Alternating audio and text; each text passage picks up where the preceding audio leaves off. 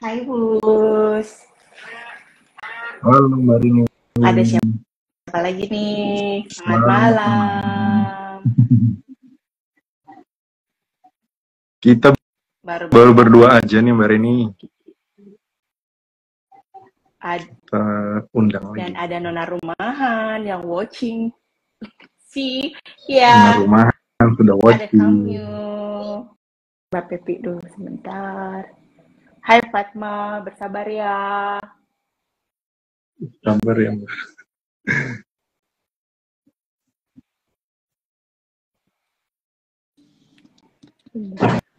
Halo. Hai. Kedengaran nggak ya suaraku? Dengan jelas kali. Halo Mbak. Halo. Selamat malam. Selamat malam, girl. Masih di kantor ya. Selamat Lagi malam. lagi di mana sih ini? Kita sambil nunggu Mbak Pepi ya. Mas, Betul. hujan ya? Jakarta Iya, hujan hujan. ya, Cina.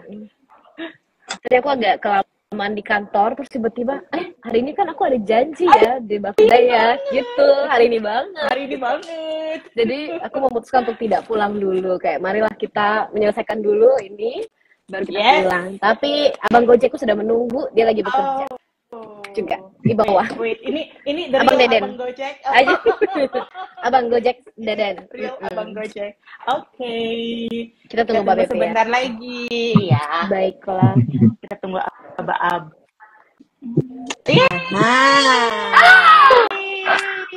Ramai. Ada kita berempat. Kok seru banget ya? Belum mulai udah seru. Seru sendiri. I know, right? Kita ya. Ya. Bus mau membuka? Silakan Bus, langsung Oke, dibuka. ya. Selamat datang, selamat malam teman-teman Bakudaya yang sudah bergabung. Selamat datang di IG Live kami untuk hari ini dengan tema Redefining Success Talent Through Character Building. Kita baru satu kalimat Bus kita udah heboh. Oke, ada siapa malam ini? Oke deh. Untuk hari ini ada Mbak Pepi, Mbak Reni, dan juga dengan Mbak Fatma. Salam kenal. Selamat datang. Terima kasih banyak sudah diundang. It's an honor. Kita yang seneng banget. Tanpa berlama-lama lagi ya. Siap. Mungkin bisa langsung kita mulai dengan dipandu oleh Mbak Pepi dan Mbak Reni. Monggo. Thank you, Bos. Halo, kakak Fatma. Selamat datang. Boleh lo minum lagi lo, boleh lo. Kalau ada jus alpukat juga boleh lo. Atau ada beberapa produk dari kantor, juga di kantor ada vending machine. Jadi aku nge-tap gitu kan, karena dia gratis, jadi aku tap. Jadi aku ada beberapa produk di sini ya, boleh placement. Ini kita lagi live selling atau bener lagi aku. Oke. Silakan lagi Mbak Pepe. Kayak di TikToknya beneran ya. Ayo coba loh. Ini sebentar lagi, 5 menit lagi habis itu diskon hilang. Ting. Kayak ada gitu ya. Ting gitu ya. Check out kakaknya gitu. Check out kakaknya. Aduh, kakak kita seneng banget hari ini, berbahagia sekali nih Bakudaya dan teman Bakudaya yang hadir. Ada Kakak Fatma bersama kita. Kakak Fatma ini yang benar-benar luar biasa sekali ya kalau kita lihat dari profilnya gitu. Aku nggak ngerti itu ya. Kita mungkin nanti bisa berbagi nih tips-tips buat teman-teman Bakudaya yang join di IG Live kali ini ataupun nanti mendengarkan recordingnya, karena akan di-record for sure nih Fatma. Malu nih jejak digital ya. jejak digital. Tentunya ada jejak digital gitu ya. Mbak Pepi, mungkin aku mau memberikan background hari ini, sedikit background bahwa minggu lalu Bakudaya mengadakan webinar temanya Hero Talent. November Hari Pahlawan. Nah, narasumber kita menyebutkan bahwa mereka yang berkepribadian kuat, mereka yang berkeyakinan kuat, biasanya mereka yang membuat perubahan. Langsung dong kita keinget siapakah hero talent itu. Fatma Arliska Fatma Rossi adalah salah satu yang kita ingat langsung kan. Oh iya. Lalu kenapa sih ini Kakak Fatma ini menjadi hero talentnya Bakudaya di bulan ini? Kenapa tuh Mbak Ren? Karena kalimat yang tadi, berkepribadian kuat, berkeyakinan kuat, dan membuat perubahan. Salah satunya adalah keputusan-keputusan besar dalam hidupnya Fatma. Kayak mungkin nanti bisa diceritakan ya. Agak overselling. Fatma. Sumpah dia aku takut. Baik, oke. Jadi oke. Silakan ceritakan saja sejarah hidupmu. Biarkanlah masa yang menentukan kan. Masa yang menentukan. Sebelum Fatma cerita, aku tuh setiap kali Reni bilang berkepribadian, aku langsung berpikirnya berkepribadian ganda gitu. Iya benar juga ya. Berkepribadian kuat. Silakan Fatma. Terima kasih banyak Bus, Mbak Pepi dan Reni kembaranku. Selamat malam semua penonton Bakudaya dan terima kasih atas kesempatannya di malam hari ini. Nama aku Fatma. Sekarang aku lagi bekerja di salah satu perusahaan teknologi. Sekarang udah internasional. Wow. Alhamdulillah. Udah kerja di global company nih. Wow. Dan juga aku multinational company ya. Selain bekerja di multinational company, aku juga merupakan seorang dosen tidak tetap atau dosen luar biasa di salah satu universitas swasta. Tapi ini boleh disebut namanya ya, Universitas Paramadina, alma materku. Jadi aku lulus kuliah di tahun 2013. Habis lulus kuliah, aku ikut Gerakan Indonesia Mengajar sebagai pengajar muda, di mana itu pertama kali aku berkenalan dengan Reni dan Mbak Pepi juga ya, di 2013 di penempatanku waktu di Indonesia Mengajar sebagai pengajar muda di Kabupaten Majene di Provinsi Sulawesi Barat. Pulang Indonesia Mengajar, aku bekerja sekitar 2 tahun di Jakarta sambil menyiapkan aplikasi sekolah S2. Lalu aku aplikasi sekolah S2 itu secara paralel nyiapinnya. Jadi nyiapin sekolahnya sekaligus menyiapkan beasiswanya. Karena diri ini sadar tidak mampu membayar biaya sekolah yang mahal, tapi berkeinginan untuk sekolah ke luar negeri gitu. Jadi ikutlah aplikasi beasiswa dan melamarlah ke sekolah yang diinginkan. Lalu aku berangkat sekolah ke kampus namanya University of Pennsylvania. Di sekolah di dalam kampus itu namanya School of Social Policy and Practice. Aku belajar penelitian mengenai kebijakan publik yang fokus sama sosial. Mungkin kalau di Indonesia ada bantuan dana sosial BLT, ada bansos, ada BPJS Kesehatan, ada BPJS Tenaga Kerja. Jadi kebijakan-kebijakan yang mendukung social safety net gitu. Jadi agak melenceng sedikit nih apa yang kupelajari. Tapi pemangku kepentingan sama tata negara yang dipelajari selama sekolah itu kepake implementasinya. Jadi sepulang dari sekolah, balik ke Indonesia, bekerja di perusahaan teknologi ini sebagai awalnya itu merupakan Public Policy and Government Relation Team. Jadi kerjanya engage sama pemerintah.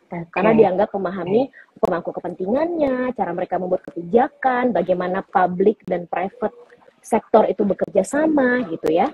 Nah, awalnya begitu dipikir. Tapi ternyata aku punya kemampuan berbisnis, yeay. Jeng. Ternyata selain berkomunikasi dan menjalin hubungan dengan pemerintah, aku punya nih kemampuan untuk mengelola bisnis yang sangat niche. Jadi di dalam portfolio yang biasa disebut dengan portfolio Digital Financial Services atau DFS, itu ada portfolio P2G, People to Government. Jadi semua flow pengumpulan uang, data dari people to government, dari orang ke pemerintah itu bisa didigitalisasi dan boleh di dalam a certain extent dilakukan oleh pihak ketiga atau pihak swasta. Nah, jadi itulah portfolio yang aku kerjakan. Nah, bahasa teknisnya ngapain? Aku membuka digitalisasi pengumpulan pajak di salah satu platform digital. Jadi mau bayar PBB, mau bayar Samsat, mau bayar SPT yang kurang bayar, mau bayar tilang, itu bisa dilakukan di platform e-commerce yang semuanya disetorkan ke negara atau badan pendapatan daerah. Apalagi waktu COVID kan, kita mau bayar-bayar pajak nggak mungkin ke kantor pemerintah kan, bisa dilakukan di platform e-commerce. Jadi itu kira-kira pengejauhan tahan ya pekerjaanku. Anaknya sangat purba ya, sangat pemerintah ya, Iya. gitu. Jadi sebenarnya secara general itu portfolioku. Dan yang kabar baiknya adalah setelah 5 tahun bekerja, aku merasa ada keinginan lagi untuk mendapatkan penambahan skill. Aku merasa kurang lagi. Oh my Jadi God. aku ikutlah lagi beasiswa Mbak Pepi, Mbak Reni, dan Bush. Aku apply lagi beasiswa. Kali ini aku ngerasa satu lagi aja jenjang pendidikannya. Ayo kita sekolah dokter. Ayo sekolah Dokter gitu. Oke. Jadi aku Gini. mendaftar beasiswa lagi. Dan alhamdulillah lulus untuk studi doktoral. Insya Allah berangkat tahun depan. Doakan ya. Oh my God. Temen aku calon dokter. Calon dong. Semoga jadi dokter, amin. Baik. Amin. Fatma, tadi kan disampaikan bekerja yang dulu maupun yang sekarang nih.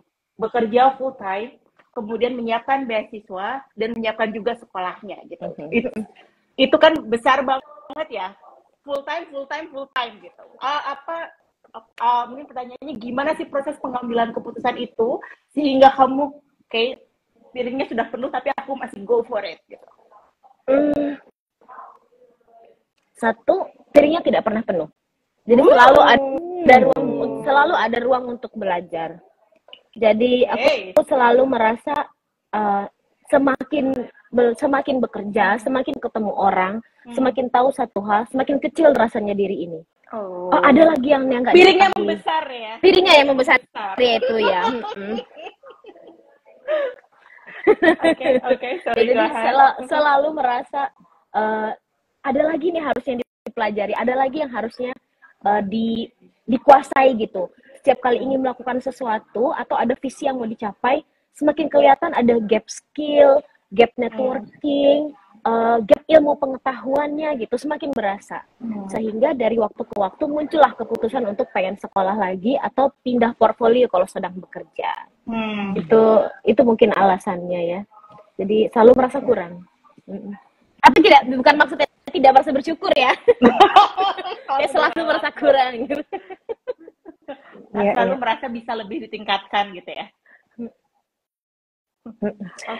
Oke. Itu merasa kurang itu sumbernya dari mana, Fatma? Itu kayaknya itu datang dari dalam kayaknya ya Mbak Pepi ya.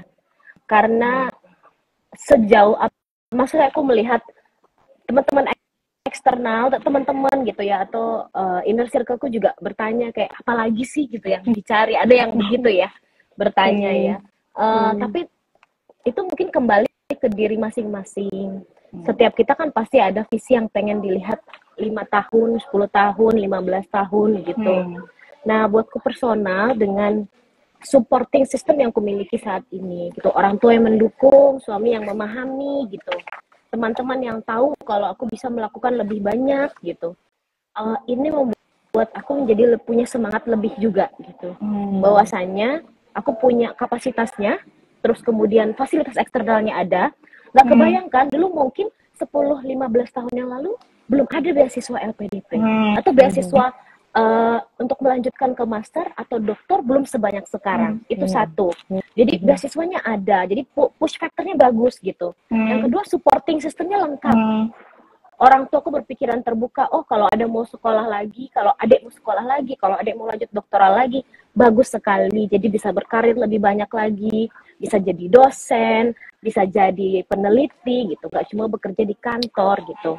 Dan suamiku juga memahami itu bahwa, oh kesempatannya ada, kamunya mau, kenapa tidak begitu. Jadi ada drive dari dalam diri untuk berbuat lebih, dan juga lingkungan, pemangku kepentingannya, sama sarana dan prasarananya mendukung. Jadi emang kalau dibilang it takes a village to raise a woman, indeed it takes a village. Gak bisa aku sendirian. Quotes-nya udah banyak banget nih. Sampai di menit ini sudah banyak sekali hal-hal yang bisa di-quote dari Arliska Fatma Rosi.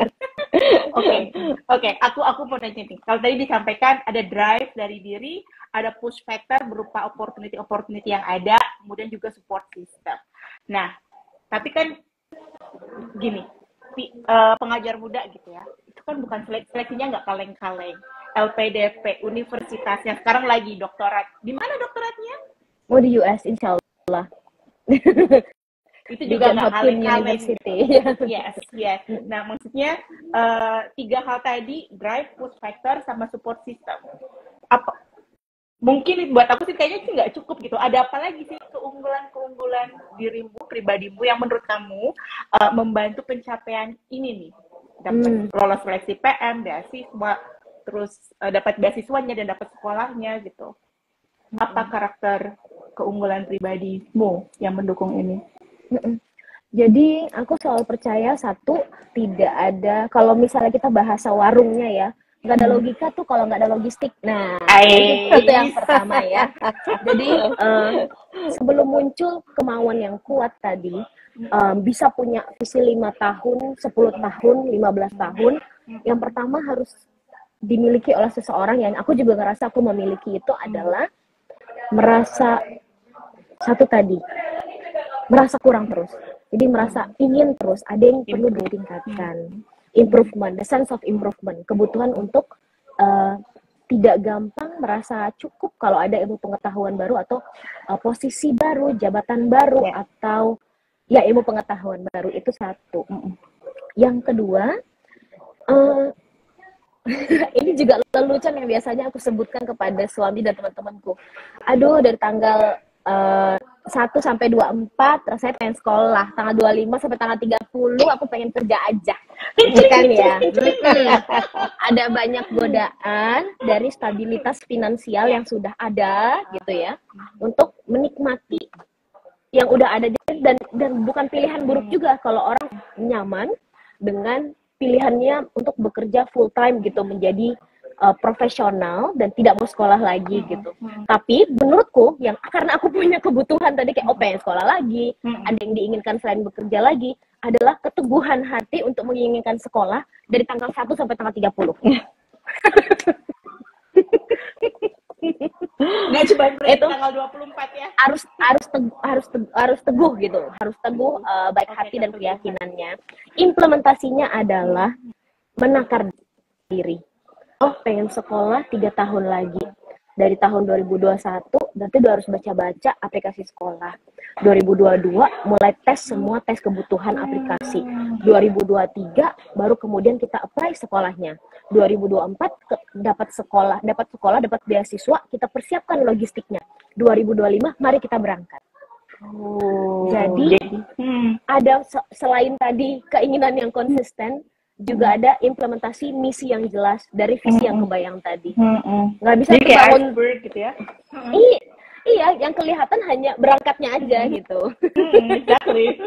Betul. Tapi menginginkan ini sejak hari pertama selesai master kan nggak ada yang tahu gitu. Itu tambahannya lagi persiapan. Nggak bisa tuh kucluk-kucluk bangun tidur, capek bekerja, aku pengen sekolah aja. Tidak lah. Sekolah bukan pelarian. Tidak semudah itu, Ferguson. Iya, begitu kali ya. Persiapan yang cukup dan keteguhan hati. Oke. Fatma, aku mau nanya. Kan jadi keinginan yang menjaga agar keinginan ini konsisten katanya tadi ya. Dari tanggal 1 sampai tanggal 30. Bagaimana 30 setiap bulannya. Iya. Kalau bulan itu ada tanggal 31 boleh libur. Betul. Boleh libur, tapi tanggal 1-nya niat lagi. Boleh libur sehari. Nah, gimana tuh caranya untuk menjaga keinginan itu secara konsisten? Menjaga keinginan tersebut secara konsisten. Harus visinya kali yang kuat ya. Oke. Hidup tuh cuma sekali, ini sebenarnya sangat klise sih. YOLO. Sekali dan YOLO. Hidup cuma satu kali, pendeknya cuma segini. Kalau dilakukan untuk melakukan hal yang sama di saat kita punya satu tadi keinginannya ada. persiapannya mampu, infrastruktur mendukung, supporting system ada gitu.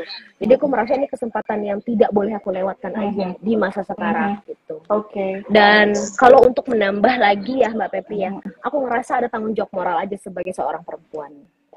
Jelaskan lebih lanjut. Langsung bersemangat Bunda Reni nih ya.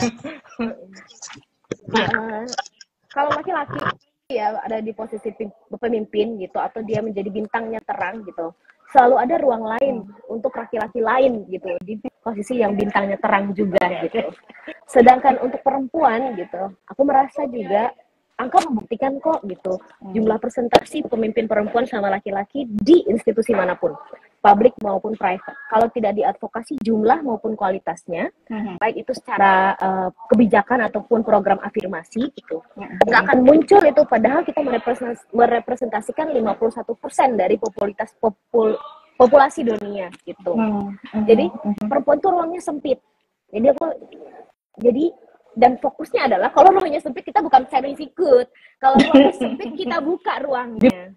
Jadi aku merasa ada kewajiban, besarkan lagi piringnya. Ada kewajiban untukku buat naik ke atas, menciptakan ruang baru sehingga lebih banyak perempuan seperti Fatma bisa melakukan hal yang sama. Keren banget.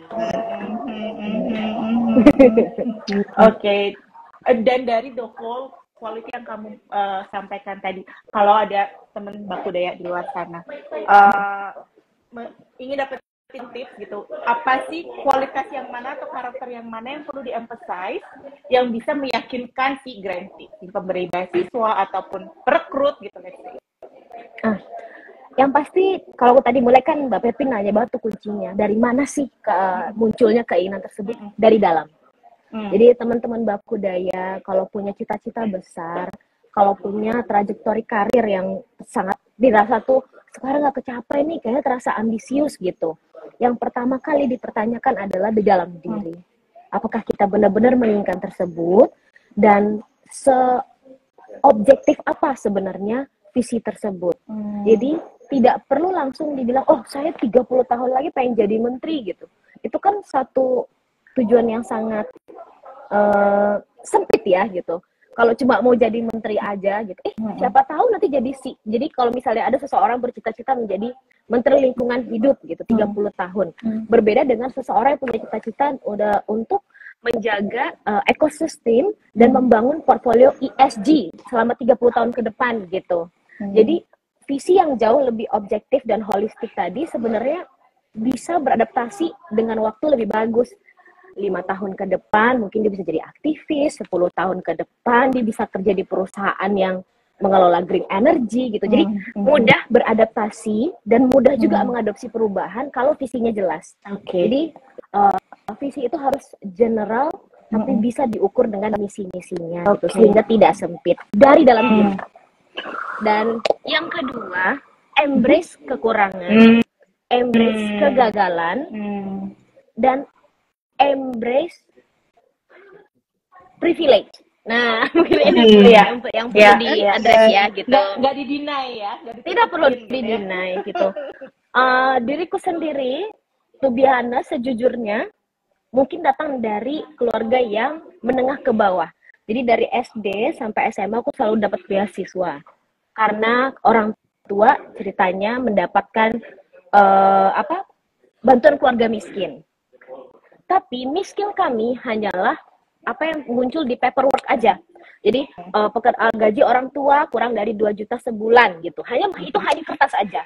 Nah, sedangkan di hari-hari aku tetap bisa ikut les karena aku dibantu les oleh sekolah.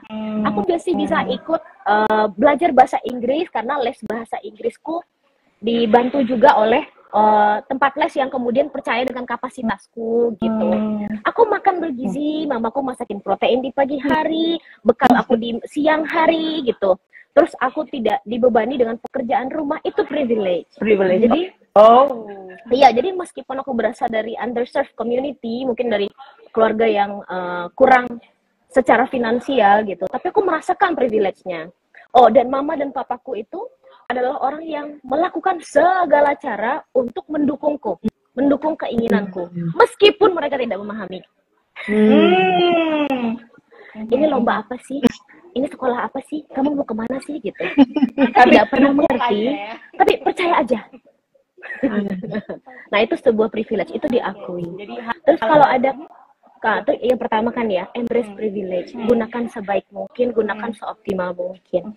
Yang kedua, tadi, embrace kegagalan. Yang orang lihat kan hanya S3 ke luar negerinya aja yang kelihatan ya, bahwasanya aku mungkin merasa ini sudah terlambat untuk jadi doktoral, bagaimana aku merasa kayak karirku mungkin tidak semenarik teman-temanku di usia yang lainnya gitu, atau mungkin capaian finansialku terhadap kepemilikan barang-barang, rumah, mobil, apartemen, tas mewah gitu, tidak seperti teman-teman lainnya kan, itu orang nggak kelihatan ya.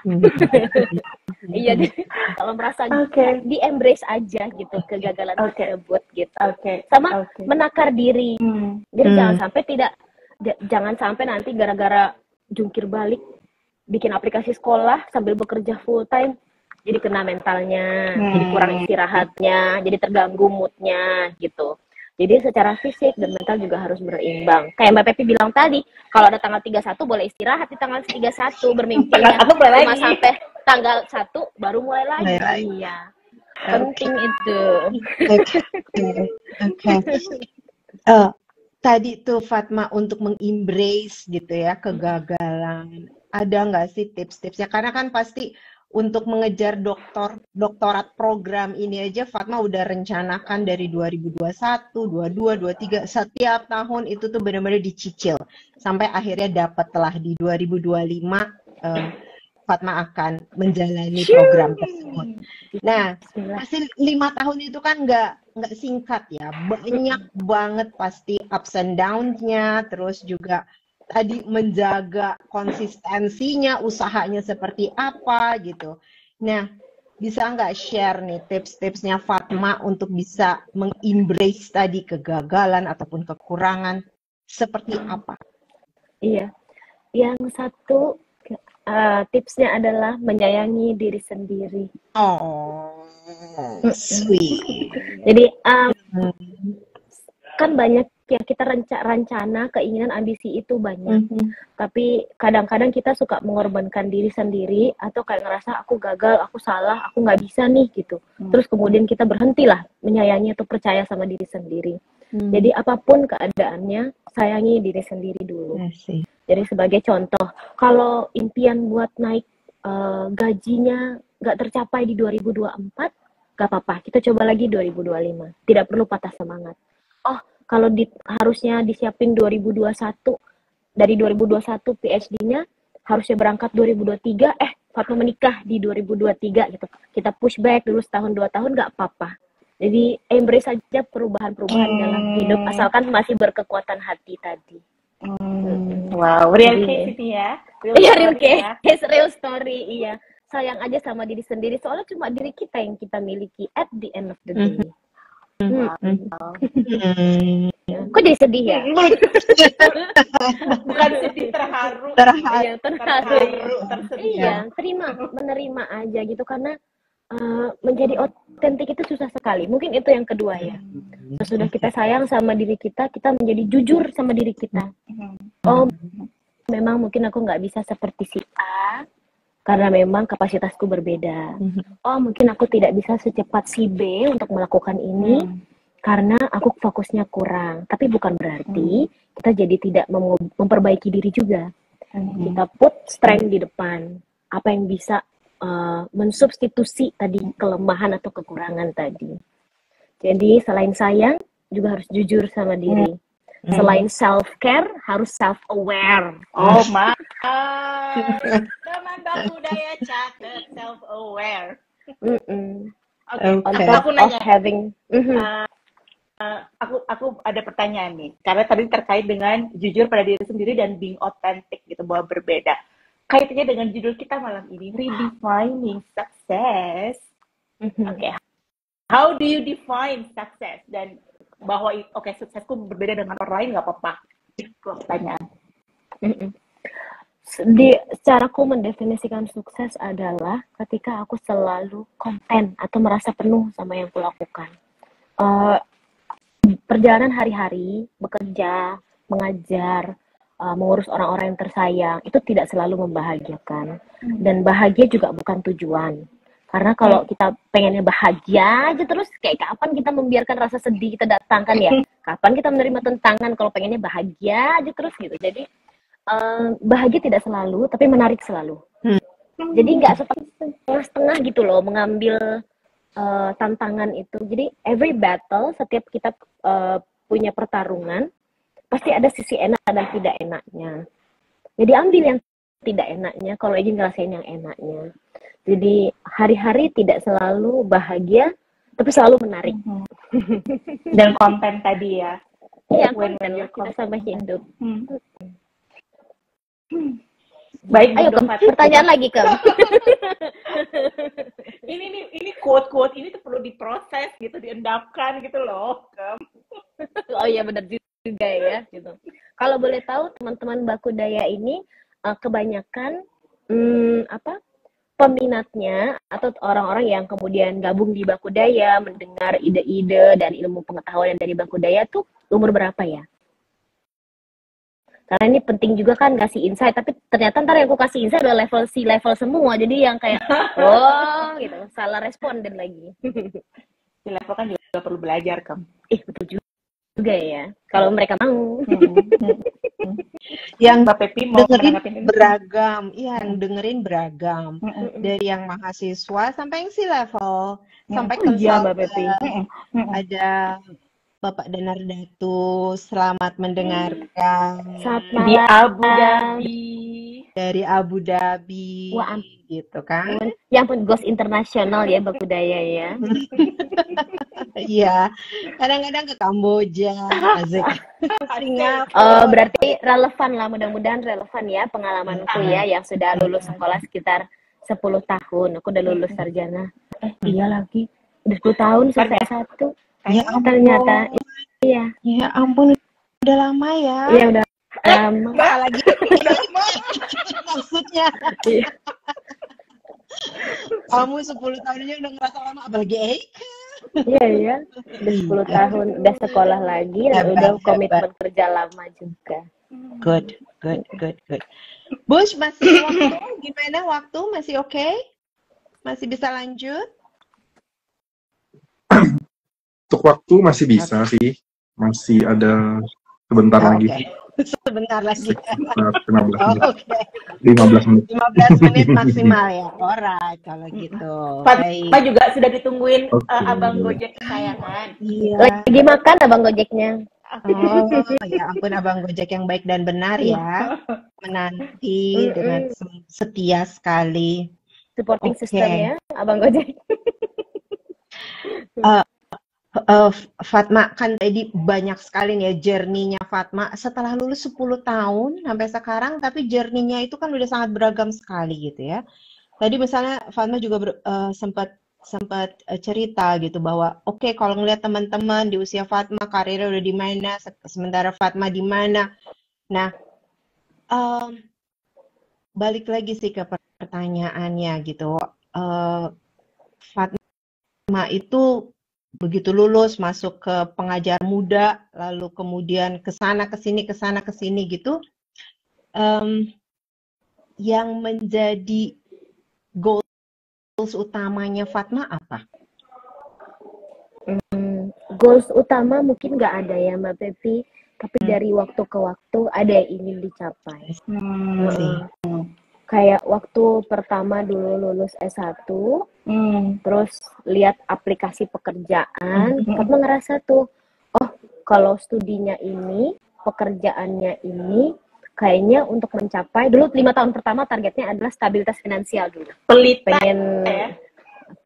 Bener juga ya kan, mengejawantahkan lagi nih pelita gitu. Jadi kayak punya goal kecil gitu, 5 tahun pertama kayaknya abis S1 kita punya pengen punya pengalaman buat pengalaman yang cukup buat bisa jadi modal sekolah lagi. Jadi nggak ada goals utama sebenarnya Mbak Pepi di dalam hidup. Tapi kalau klise ya pengennya bermanfaat buat orang selain diri ini. Karena Fatma juga kebetulan generasi sandwich ya, jadi perlu mendukung orang tua dan adik-adik juga gitu. Jadi penting nih buat stabil dulu gitu. Karena tadi kan kembali nggak ada logika kalau nggak ada logistik. Jadi pengen stabil dulu supporting system gitu, baru kemudian bisa launching ke depan ya. 5 tahun pertama goal kecilnya adalah pengen stabil secara finansial. Terus sudah selesai sekolah S2, pengen setelah selesai nih logistik tadi mulai mencari aktualisasi diri. Aku pengen menjadi profesional yang seperti apa ya? Aku kira-kira pengen berkarir seperti apa ya? Itu muncul dan itu bertahap gitu loh Mbak Pepi. Nggak langsung tahu di pas habis lulus kuliah, aku pengen menjadi seorang ahli kebijakan publik. Nggak muncul, itu tidak muncul di 5 tahun pertama setelah lulus, nggak tahu, masih meraba-raba. Jadi ngeliat orang, apa aku pengen bekerja jadi orang finance, apa aku pengen ngambil master hukum. Jadi ada banyak pertanyaan, ada banyak kegagalan, ada banyak coba. Jadi goalsnya kecil-kecil. Jadi ya 5 tahun pertama pengen S2 dengan pengalaman kerja, 5 tahun kedua ini di tahun ke-10 pengen mengaktualisasikan diri menjadi mid career profesional gitu. Nah kelihatannya 5 tahun ketiga ini kayaknya ini saat yang tepat untuk sekolah lagi. Karena ada gap skill dan ilmu pengetahuan yang perlu diisi lagi, yang tapi Fatma juga nggak tahu terus habis sekolah mau ngapain, belum tahu. Yang Fatma tahu sekarang udah kosong lagi rasanya piringnya. Udah keluar semua udah keluar semua yang dimakan nih, jadi Fatma pengen memakan sekarang lagi. Apa yang Fatma sudah dapat di sekolah, apa yang sudah dapat dari pekerjaan, sudah dikontribusikan ke ilmu pengetahuan dan ke society seoptimal mungkin. Tapi ada rasanya gap skill, gap pengetahuan, gap jejaring yang masih kurang rasanya. Okay. Mari kita lakukan 5 tahun lagi, sekolah 5 tahun lagi. Nanti 5 tahun setelah itu Fatma belum tahu nggak Pepi. Jadi nggak ada goal utamanya sebenarnya ya. Menarik juga nih, ternyata aku nggak punya goal. Yang aku dengar penemuan. Cuman yang aku dengar sesungguhnya arahnya tuh ada gitu kan. Arahnya tuh jelas gitu ke depannya, karena improvementnya ini gitu kan 5 tahun apa kemudian naik lagi gitu. Arahnya ada, cuman specific goals-nya mungkin nggak short juga sih 5 tahun ke 5 tahun gitu kan. Dan krisiknya adalah bermanfaat. Makanya aku senang kalau ngobrol sama Reni dan Mbak Pepi karena I am the painting, I'm the picture. There's always someone else outside the picture that need to see the picture kan ya. Kadang jadi aku nggak bisa melihat diriku dengan ideal gitu. Jadi kalau ada yang mengingatkan itu kayak oh ternyata benar ya gini, memvalidasi gitu tuh kayak jadi aha moment gitu. Apa yang nggak bisa kulihat. Oke. Dan dengan ini kan tadi pengalamannya banyak dan sangat bervariasi ke pengajar muda dulu di Majene gitu di Sulawesi ujung sana, kemudian career break yang beasiswa di Pennsylvania gitu di US gitu. Dah pengalaman ini aku yakin pasti berbeda banget, nggak tahu ya, pasti berbeda gitu. Bagaimana pengalaman tersebut berkontribusi terhadap pembentukan karakter dan kesuksesannya Fatma saat ini? Ya, ada beberapa, mungkin ada istilah ya Kem ya, dalam tanda kutip napak tanah. Oke. Jadi mungkin salah satu aspirasi tujuan hidup yang pengen kulakukan itu adalah menjadi pemimpin. Ini mungkin saja mungkin bisa jadi tidak ya gitu. Jangan terlalu optimis ya gitu. 2029 loh. Jadi, dan aku juga yakin kalau seorang pemimpin itu harus punya kedua-duanya, baik yang di atas maupun di bawah. Jadi dia harus punya pemahaman grassroots, orang-orang keseharian tuh hidupnya seperti apa, kulturnya seperti apa, bagaimana mereka bangun pagi, mengerjakan apa kesulitan atau tantangan dalam hidupnya, kemudian mereka tidur, mau ngapain sepanjang hidupnya. Itu harus tahu tuh keadaan real di lapangan. The grassroots understanding, the daily society understanding, memahami masyarakat dengan melakukan yang tadi, melakukan 15 bulan menjadi pengajar muda, hidup langsung sama orang-orang yang ekstrim perbedaan gaya hidupnya dengan kita yang tinggal di metropolitan. Terus kalau ingin menjadi pemimpin atau kalau ingin mensuarakan apa yang terjadi di bawah tadi, yang aku merasa penting juga adalah punya kompetensi yang sama orang-orang yang punya kepentingan, yang punya power, kekuasaan atau kapasitas dan kapabilitas untuk merubah apa yang aku rasa pengen diubah dari yang di bawah tadi. Jadi mungkin bisa dibilang global competence. Jadi punya kompetensi yang internasional. Kalau kita juga suka tahu kan, burung pipit tidak akan terbang sama bareng burung elang gitu. Jadi kalau aku pengen mempengaruhi elang-elang lainnya, aku nggak mungkin jadi pipit dong. Jadi aku menjadi elang juga lah gitu loh. Elang yang punya kebutuhan mengadvokasi pipit-pipit gitu. Sebuah analogi ya gitu. Ya, bagaimana Mbak Pipit? Bagaimana Mbak Pipit? Ini banyak ya analogi, metafornya banyak banget. Ini nanti kita jadikan buku kayaknya bisa. Jadikan buku ya, iya. Jadi aku merasa tuh butuh sekolah, ketemu orang-orang yang gimana sih orang tuh kalau berkuasa punya power, bisa menggerakkan orang lain, bisa mempengaruhi manusia dalam jumlah banyak itu bekerja gitu. I wanna know the system, I wanna know how the world works gitu. Dan tidak melupakan kalau aku berasal dari sesuatu yang mungkin jadi kebencian bagi dunia ini gitu.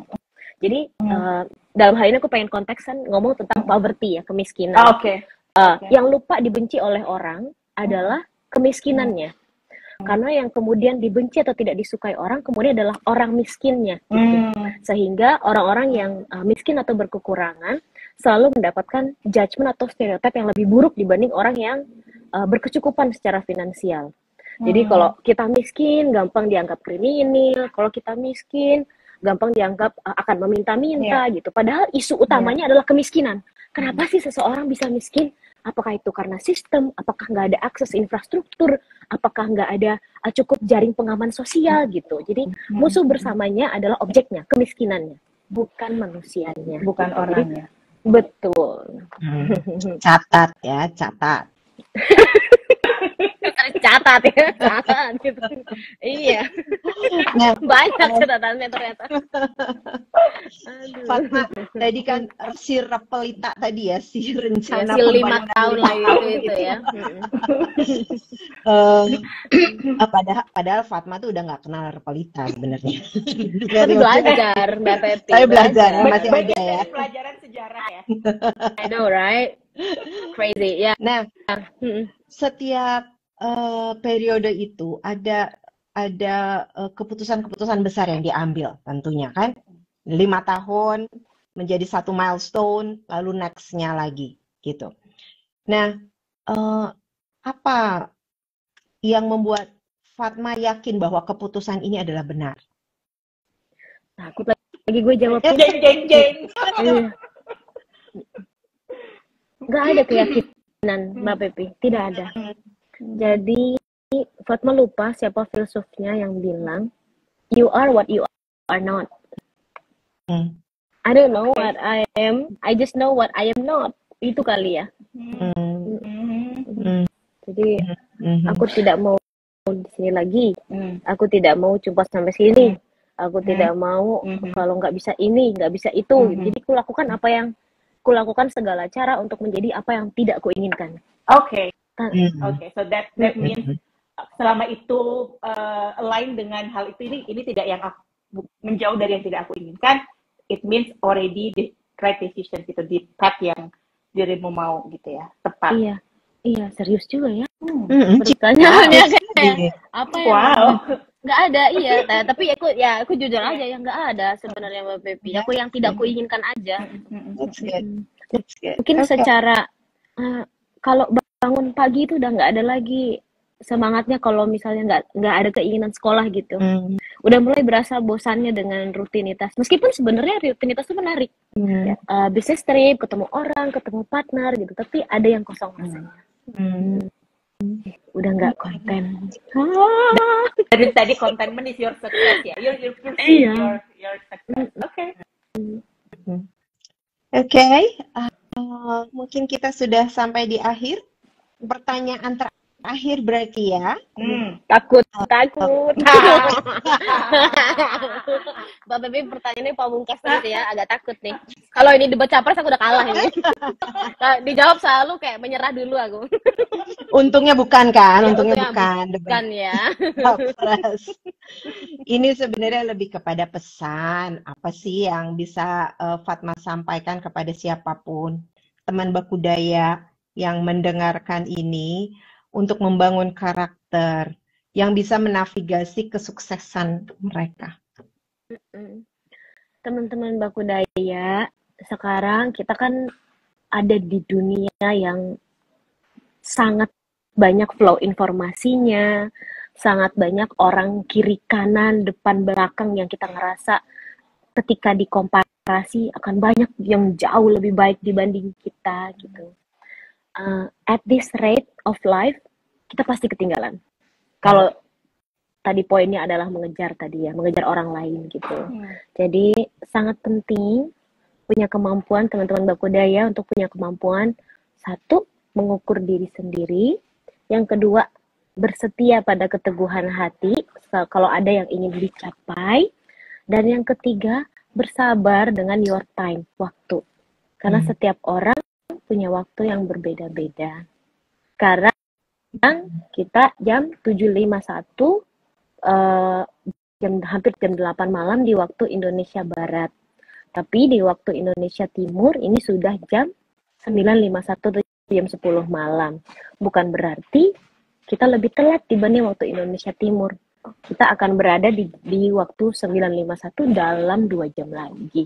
Gitu. Demi apa? Demikian, terima kasih.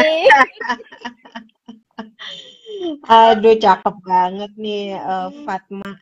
Memberi inspirasi banyak ya buat teman Bakudaya. Terima kasih banyak. Oke. Sama. Aku selalu senang ngobrol sama Mbak Pepi dan kamu, Gem. Iya. Sama-sama. Kita juga senang banget sih ini. Sangat Sayang terinspirasi aja. setiap kali ngobrol. Sayang hanya ya waktunya singkat.